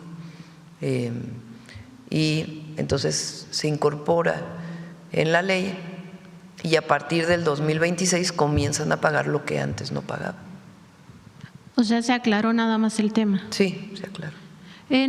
Por último, Presidenta, también ayer se reunieron en la Cámara de Diputados a puerta cerrada la Comisión de Recursos Hidráulicos con el subdirector jurídico de la Conagua, Óscar Zavala, quien ahí pues dio a conocer que ya ordenó usted pues que se corrija el artículo 118 de la Ley de Aguas Nacionales para que no se den concesiones a la industria minera y contaminen los ríos con sus desechos tóxicos. Saber si habrá algún llamado a los legisladores en ese sentido, Presidenta, pues para que se corrija esta parte y sobre todo pues no se llegue a este tipo de… Sí, es importante que quede la redacción como estaba o similar a lo que estaba en la anterior ley. Y también ha habido varias solicitudes, sobre todo de ejidatarios, por el tema de la transmisión de la concesión en sucesión, digamos, si un ejidatario fallece y deja a su hijo, a su hija, y tienen alguna concesión que pueda hacer mucho más rápido la expedición en este caso. Y algunos temas como este tipo que están revisando para poder modificar la ley y que se apruebe. Gracias, Presidenta. Sí. Vamos a… ¿Quién más dijimos? Dije por allá atrás, ¿no? A ver, allá atrás, el compañero, allá atrás. Gracias, Presidenta. Juan Bautista. Aquí fueron 2 meses, allá. Gracias. Presidenta, la llamada revolución educativa es un concepto que se ha manipulado a través de la historia. Incluso el concepto de la reforma educativa fue un concepto que se ha manipulado a través de la historia. El mismo Reyes Heroles lo utilizó mucho a su favor. Desde ese tiempo, incluso se modificaron los planes de estudio en la parte de la técnica y se dijo en su momento que se iban a tener carreras terminales, pero eso causó que la visión fuera de corto plazo y la mano de obra se fuera tecnificando para tener más bien obreros obreros calificados. Yo quisiera preguntarle, para que quedara más preciso, ¿cuál es este cambio que se propone con el sistema de bachillerato único que en este momento abarca… Bachillerato nacional. Bachillerato nacional que abarca más de 5 millones de estudiantes en relación a esa visión neoliberal y de corto plazo y con una visión realmente muy escasa en cuanto al desarrollo pues, de las habilidades y del pensamiento? Sí, Mario y luego Tania. Muy buena tu pregunta y nos da la oportunidad de dar más información sobre el concepto del bachillerato nacional. La presidenta siempre nos ha dicho, ante todo estamos formando ciudadanos comprometidos con su entorno, con su comunidad, que tenga valores como la solidaridad, la fraternidad, que tenga un gran reconocimiento por su cultura, por nuestra historia y un profundo amor a la patria.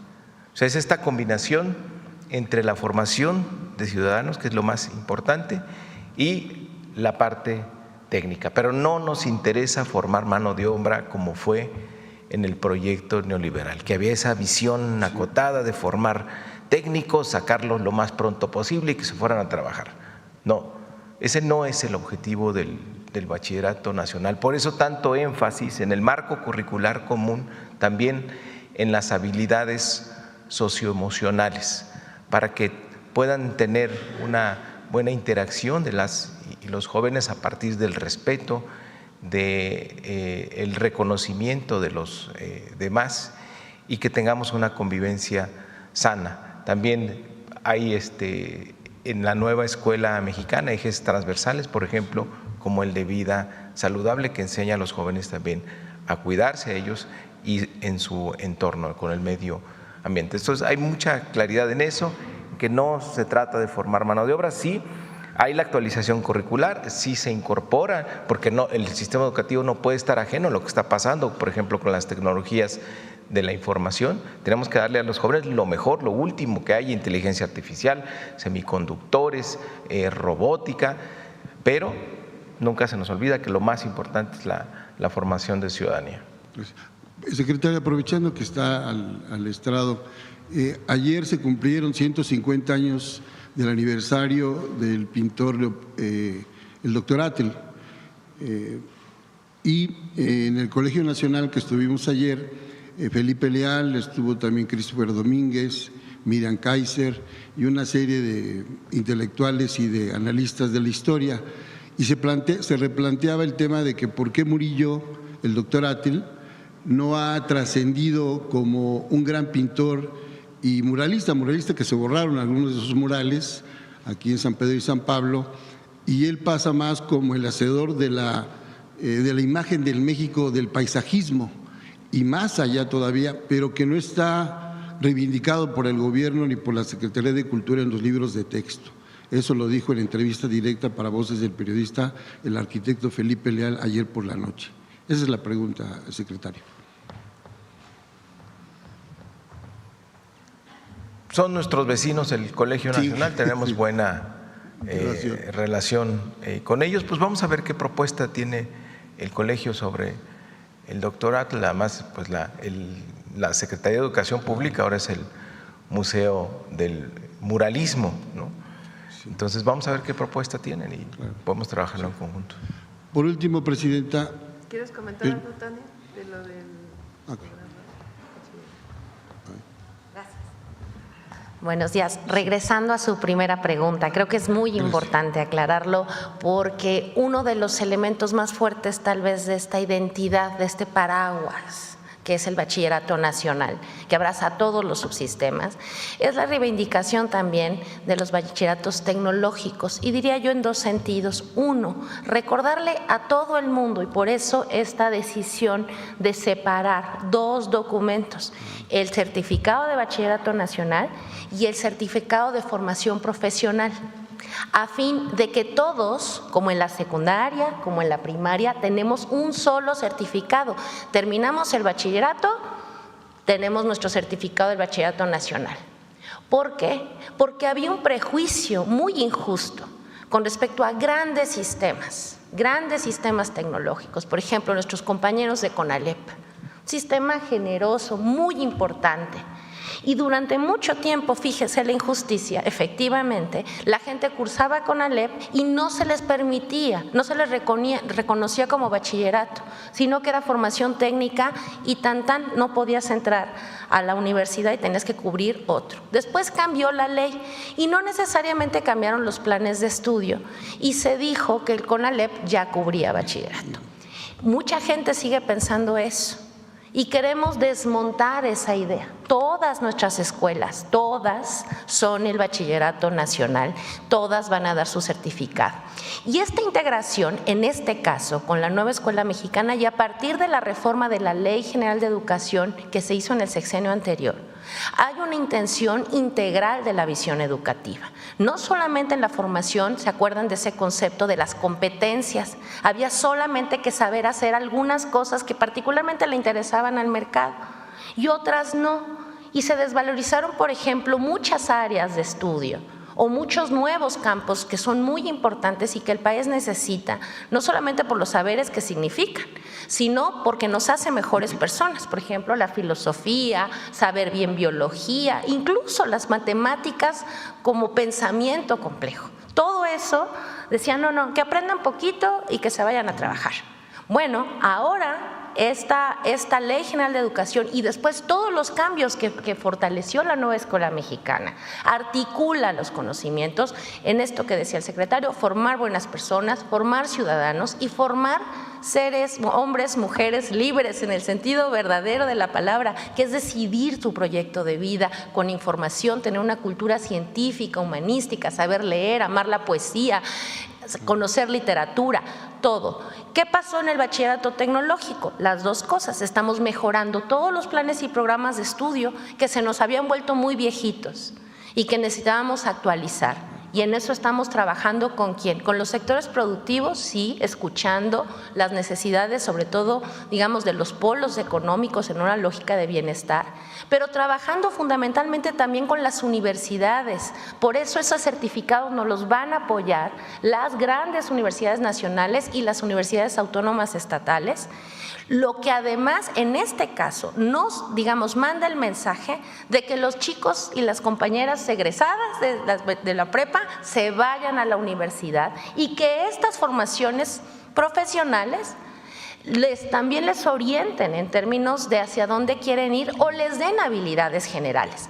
Y dos, todos los bachilleratos tecnológicos ahora con el bachillerato nacional tienen un piso común de formación integral, es decir, en bachilleratos donde no había filosofía, no se enseñaba historia, no se enseñaba literatura, hoy tenemos un piso común que construye también identidad, que construye libertad y que construye la imaginación general. Entonces, digamos, el fortalecimiento es un fortalecimiento integral y viene justo de esta visión humanista que viene desde la reforma de la ley y que llamamos la nueva escuela mexicana.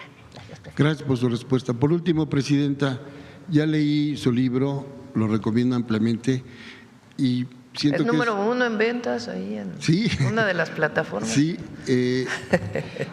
tiene una prosa ligera, es intimista, de análisis político de largo alcance, con un lenguaje sencillo, que eso es muy difícil de lograr en los escritores y más en los políticos. Esa es mi opinión personal. Me llama la atención que casi a la mitad del libro, Presidenta, usted está con Mario Delgado, está consultando con Mario Delgado y los equipos cuando están desarrollando la encuesta para ver quién va adelante. Y usted lo declara aquí, dice, no sabía, así dice el presidente Andrés Manuel, a los desafíos y a los grandes problemas que nos estábamos encontrando. No estaba bien enterado, tuvimos que explicarle. Si nos puede comentar ese paréntesis, por favor. Sí, es una parte del libro donde platico un recorrido que hicimos en Sonora. El gobernador de Sonora, Alfonso Durazo, además de ser gobernador de Sonora y un gran compañero, es el presidente del Consejo Nacional de Morena. Cuando se hizo aquella encuesta para que definiera el pueblo de México, encuestas porque fueron varias, quién iba a representar a Morena, a la alianza porque participaron también por el PT y por el Verde, esta encuesta donde participamos 6. Había la idea de que el presidente López Obrador estaba metido todo el tiempo en el proceso, y la verdad es que no es cierto. No, él no supo pues cómo se desarrolló la encuesta, qué fue lo que pasó, sino sencillamente al final supo el resultado. Y pues ahí cuento que fue complejo. Mario estaba de presidente de Morena, porque cada uno de nosotros eligió una encuestadora, después nombramos unos representantes que en una mesa de trabajo pues se reunían con los otros representantes, cómo se iba a hacer la encuesta, cómo íbamos a vigilar que la encuesta que habían elegido los otros la íbamos a supervisar. Fue un proceso de mucho aprendizaje, pero pues que no se había hecho nunca, porque no era una encuesta como antes que daba el resultado de un candidato, sino varias encuestas elegidas por nosotros para darle transparencia al proceso. Entonces, ahí platico que en ese recorrido íbamos creo que de Puerto Peñasco a… Sí, por ahí. Sí. A Guaymas, ¿no? No. Íbamos exactamente a Desemboques. Ahí fuimos platicando durante todas esas horas. Pues entre Alfonso y yo decíamos, ¿te acuerdas de esto? Y te acuerdas de esto. Y ya el entonces presidente López Obrador nos dijo, a ver, platíquenme bien cómo estuvo. Y ahí platicamos. Gracias, presidente. Bueno, ¿quién más? A ver, el compañero allá atrás que no ha preguntado. No, Sonora preguntó hace 3 días. Sonora Power presentó hace poquito. El compañero que está delante de él y luego enfrente para que…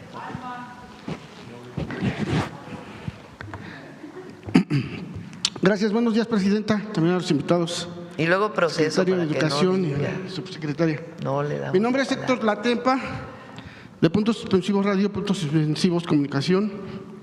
Y sobre el tema, agradezco que estén aquí grandes personajes del tema de educación, porque en especial, pues, quiero tocar un tema específicamente que es del Instituto de Educación Media Superior de la Ciudad de México, del IEMS, que es una de las instituciones más nobles y transformadoras del país. Con 28 planteles distribuidos en las 16 alcaldías, brinda educación media superior gratuita en modalidades escolarizada y semiescolarizada, abriendo oportunidades para miles de jóvenes y adultos que desean continuar con sus estudios. Desde septiembre de este año, el profesor Jorge Santos Valencia asumió la dirección general del IEMS, encontrándose con múltiples desafíos que requieren atención institucional y coordinación con la Secretaría de Educación, Ciencia, Tecnología e Innovación, el SECTEI. En las principales problemáticas que se viven en el interior del IEMS destacan una creciente matrícula y reducción de personal de docentes. Cada semestre aumenta el número de estudiantes, pero no así el de profesores, lo que repercute en la calidad educativa y la atención personalizada que caracteriza al IEMS. 2. Profesores sin reconocimiento de antigüedad. Existen docentes con años de servicio que no han sido reconocidos plenamente, lo que les impide acceder a su legítimo derecho de jubilación. Muchos de ellos continúan dando clases a pesar de su avanzada edad y del desgaste físico y emocional acumulado. Recordemos que el instituto por lo menos tiene 25 años de su existencia y estos profesores cuando empezaron no había un reconocimiento, no había un contrato, por lo tanto 4 o 5 años que estuvieron sin su seguro, por eso es que no les están reconociendo esos 5 años en los cuales se iniciaron, y lo que ellos quieren es llegar a un acuerdo con las autoridades de la Ciudad de México, del instituto, para que se les sea reconocido esos 5 o 7 años y puedan ya jubilarse, ¿no? Creo que ahí podría ser algo no tan complicado, pero bueno, lo pongo aquí en la mesa. 3, vulnerabilidad laboral en el sistema semiescolarizado. Los docentes del sistema semi trabajan por horas, sin contrato estable ni claridad sobre quién es su empleador. Hasta ahora no sabe si ya es el IEMSS o el SECTEI. Esto los deja sin seguridad laboral, algunos sin prestaciones y con cargas de trabajo excesivas que pueden llegar a más de 13 grupos por semestre. Esto es ahorita en la actualidad. 4. Movilidad forzada de docentes. Estos mismos docentes, como no alcanzan en un plantel a cubrir esos 12 o 13 grupos, los mandan a otros planteles. Entonces, si bien es cierto que se ha hecho un gran avance y creo que el IEMSS es innovador en eso, fue uno de los motivos principales por los que el presidente Andrés Manuel López Obrador en su momento los extendió en cada alcaldía, precisamente para que estos estudiantes no tuvieran que trasladarse a más de 10, 20, 30 minutos, ¿no? Y eso ha funcionado muy bien, pero no así con los docentes. Hay docentes que están aquí en la alcaldía de Tlalpan y se van hasta Iztapalapa y luego tienen que ir a Milpalta, porque en especial los del semiescolarizado tienen que cubrir las horas. Y si en un solo plantel no están los grupos necesarios, los mueven a otros planteles. Bueno, 5. Déficit de atención psicológica. En cada plantel es bien cierto que hay únicamente un psicólogo. Eso es muy bueno, fue muy buena idea y ha ayudado mucho. Responsable de atender aproximadamente a 800 estudiantes, 70 docentes por lo menos y 40 administrativos. Esta proporción es insostenible ante las necesidades emocionales y sociales que enfrenta la comunidad educativa. Hay, no sé si por lo menos, creo que aún así sería insuficiente, pero por lo menos que hubiera un psicólogo en la mañana y uno en la tarde, ¿no? Porque es muchísima la demanda y los estudiantes, simple y sencillamente con los estudiantes no se da abasto. Muchas veces los papás piden también la asistencia del psicólogo, ¿no? Porque hay que llevar ese acompañamiento. Entonces, creo que no es suficiente y sería muy bueno que se considerara. Presidenta, el IEMSS es un pilar de la educación pública en la Ciudad de México y un proyecto profundamente humanista. Sin embargo, requiere una revisión integral de sus condiciones laborales y académicas para garantizar su fortalecimiento dentro de esta cuarta transformación. Pedimos su intervención para que en coordinación con el nuevo director general y la SECTEI se establezca una mesa de trabajo que revise el reconocimiento de la antigüedad del personal docente, la contratación y estabilidad laboral de los profesores del sistema semiescolarizado, la asignación de más psicólogos y personal del apoyo en los planteles y la distribución equitativa de cargas docentes. Mi primer tema, gracias. A mí me tocó ser jefa de gobierno, yo fui jefa de gobierno. Cuando llegamos al gobierno de la ciudad, bueno, antes, quien creó el Instituto de Educación Media Superior fue el presidente López Obrador. Quien fue la primera directora del IEMSS fue Guadalupe Lucio. La secretaria entonces que apoyó con todo esto era Raquel Sosa. Entre 2000 y 2005. Aunque Permíteme un momento para que te platique toda la historia. Cárdenas. Después vino Marcelo de jefe de gobierno, después estuvo Mancera. Nosotros entramos con Mancera, después de Mancera, pues.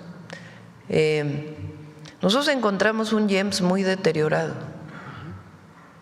porque se hizo un uso político de las escuelas. Se nombró como directores a personas afines, cuotas, y no a partir de una visión académica. Y en efecto había contratos para los profesores del IEMSS que eran trimestrales. Entonces, cada 3 meses se renovaban. Hubo un movimiento cuando yo llegué, yo lo recibí personalmente, y logramos hacer una nómina educativa. O sea, ya no están la mayoría por horas, tienen una nómina educativa. No sé ahora con Clara, supongo que se mantuvo. Entonces, la nómina educativa les da contrato, les da ISSSTE, que no tenían ISSSTE porque cobraban por honorarios, y les da la estabilidad laboral. Entonces, sí se avanzó bastante en el periodo en el que me tocó ser jefa de gobierno. A lo mejor todavía pues hay algunos temas que pueden mejorarse, Pero ahí pues quien tiene que definir pues es la jefa de gobierno y nosotros apoyar en lo que se necesite. Muy bien. Así nada más quería hacer ahí la observación que el primer IEMS se hace en conjunto y estaba en ese tiempo el jefe de gobierno Cárdenas, y es cuando al mismo tiempo hacen también la primera universidad. Sí, ahí donde estaba la cárcel de mujeres, Y se hace el ahí IEMS se hizo también. en Iztapalapa la primera preparatoria. Y el que llega y expande ahora sí y los va a 16 planteles ya es el jefe Primero de él gobierno. plantea 16 y termina con 20 planteles. Exactamente. Sí, Nosotros ya. hicimos creo que 6 planteles nuevos. Exactamente. O 7. Sí. Y dimos esa oportunidad a los docentes.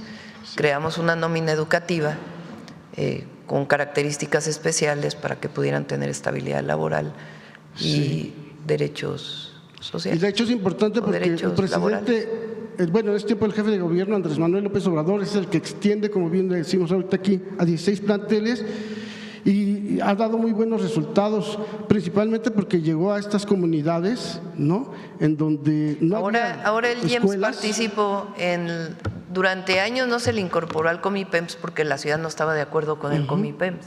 Ahora que desapareció el Comipems y que hay una sola plataforma, ya se incorporó el IEMS Así en la es. nueva plataforma. Sí, y está dando muy buenos resultados, principalmente ha llegado a estas comunidades y mucha gente está dando, bueno, ya hay mucha gente titulada, no se sabe muy poco, y precisamente cuando estuvo el gobierno de Mancera, incluso él intentó desaparecer los IEMS, pensó incluso hasta venderlos, ¿no?, a la iniciativa privada. De ahí que también se les hizo mala fama y se les llegó a llamar las PG-prepas, como tratando de denostarlas. Sin embargo, han dado excelentes resultados. Ojalá que Lo decían después con mucho orgullo los estudiantes. Claro. No, Sí. no se Sí, denostaba. es un orgullo. Muy bien, gracias, presidenta. También por otro tema. Vamos breves porque ya son 9:20. Sí, ya nada más que comentarle este tema que le quiero presentar.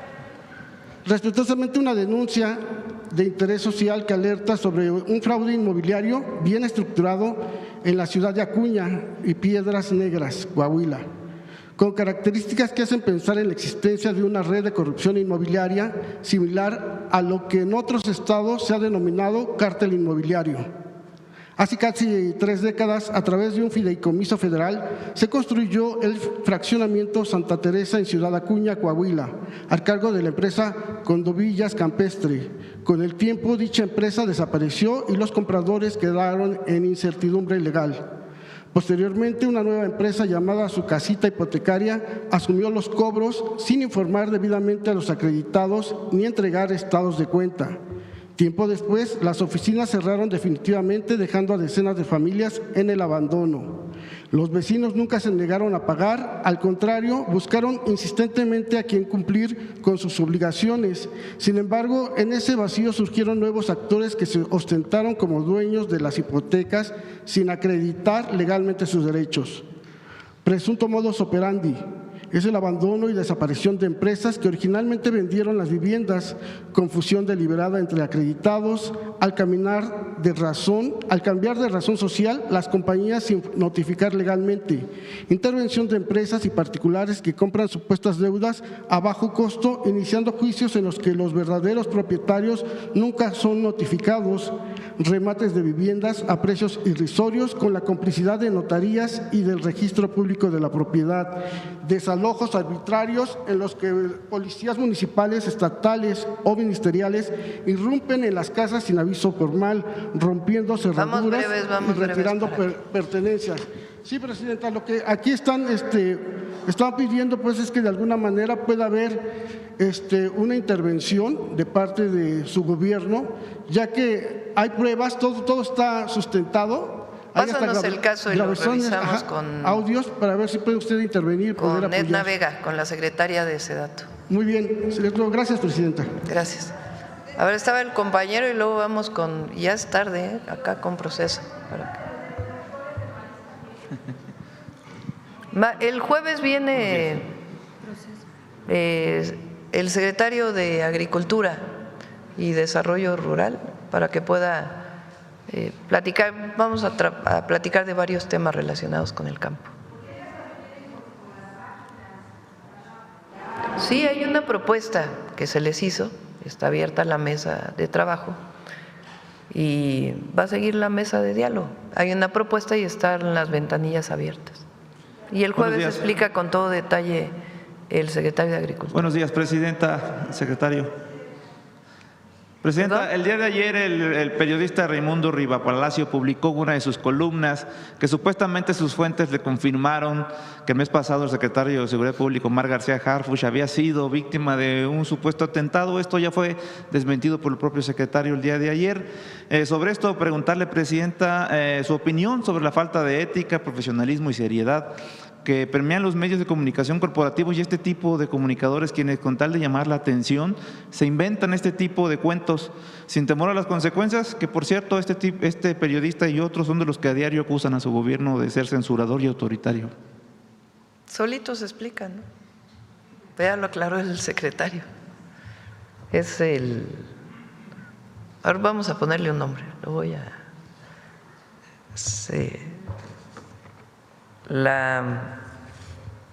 ¿qué será? La novela de ficción de los comentócratas, el cuento de ficción, ¿no? Porque no llega a novela. La ficción de los comentócratas.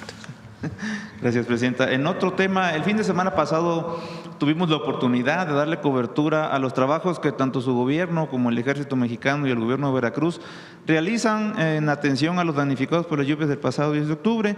Tuvimos la suerte de encontrarnos a la gobernadora Rocío Nale en el aeropuerto de Poza Rica, mientras se dirigía a supervisar las bodegas de víveres y enseres que están entregando a la población afectada a través de los puentes aéreos. La vimos muy ocupada y pese a eso pues nos concedió unos minutos en entrevista. Desde el inicio de esta tragedia, presidenta, la gobernadora ha sido víctima de críticas muy fuertes de la oposición, tanto local como nacional, quienes se han aprovechado de la situación para lincharla, a lo que ella solamente ha respondido y nos lo respondió también a nosotros, pues que en lugar de que la estén criticando, que vayan a ayudar al pueblo veracruzano. Sobre esto, presidenta, me gustaría hacerle dos preguntas. ¿Cuál sería su opinión sobre el actuar de la mandataria veracruzana? Desde el primer momento Rocío estuvo atenta. También inventaron la ficción de que no estaba en Veracruz. Falso, absolutamente falso. Desde el primer momento Rocío se trasladó a Poza Rica y desde ahí montó el centro de mando. Y al principio pues con el equipo del gobierno del estado, los gobiernos municipales comenzaron a trabajar y después ya el sábado llegamos, bueno, y obviamente el plan de N3 y plan Marina que se activan de manera inmediata, no necesitan ninguna orden, y el sábado pues ya llegaron mucho más apoyos, pero Rocío desde el principio estuvo ahí, estuvo incluso yendo en helicóptero al municipio de Ilamatlán, que ya se abrió, ayer lo comentó Jesús Esteva, ya están pudiendo llegar los equipos. En Veracruz quedan todavía 11 localidades, ya no, la única cabecera municipal que quedaba sin comunicación terrestre era Ilamatlán, pero ya se abrió y quedan 11 localidades, pequeñas localidades que todavía no hay comunicación terrestre y siguen los vuelos en helicóptero, pero Rocío desde el principio, ella estuvo, pues desde el principio me consta, trabajando. Ella personalmente, su mayor preocupación los primeros días pues era justamente, además de limpiar y ayudar en las ciudades grandes, las localidades no comunicadas de manera terrestre, estuvo personalmente coordinando con la Marina los puentes aéreos. Ahí ha estado Rocío todo el tiempo. Ayer nos volvimos a conectar, estamos permanentemente hasta que no termine la apertura y la limpieza de todas las localidades. Vamos a seguir pues con el estado de emergencia, como se dice, hasta que termine la limpieza de la última localidad y al mismo tiempo dando ya el apoyo a las comunidades. Y ahí ha estado Rocío todo el tiempo. Y nada más sobre este tema, presidenta, una mujer muy trabajadora. Su opinión sobre la conducta de estos medios que la critican y no son capaces de ir a documentar lo que está ocurriendo en las zonas afectadas. Bueno, pues es que sí, hay muchísimos medios que, bueno, en la campaña contra Rocío fue tremenda. y ganó con 29 puntos de diferencia, o sea que síganle, que no tiene mucho asidero en la población. Y ya nada más, ¿cuándo vuelve a ir a las zonas afectadas, presidente? Vamos a ir, probablemente el viernes vayamos a uno de los lugares, viene 1 y 2 de noviembre, de todas maneras vamos a seguir trabajando y vamos a estar en contacto, ya les platicamos cuál es el recorrido que vamos a estar haciendo, tanto a las zonas afectadas como pues dándole continuidad al programa de gobierno. Gracias, presidente. Gracias. A ver acá proceso para que no digan, a pesar de que ya es tarde. ¿Las qué? Las escuelas que tienen USAID, le piden las familias, necesitan más psicólogos que les buscan atención a ellos.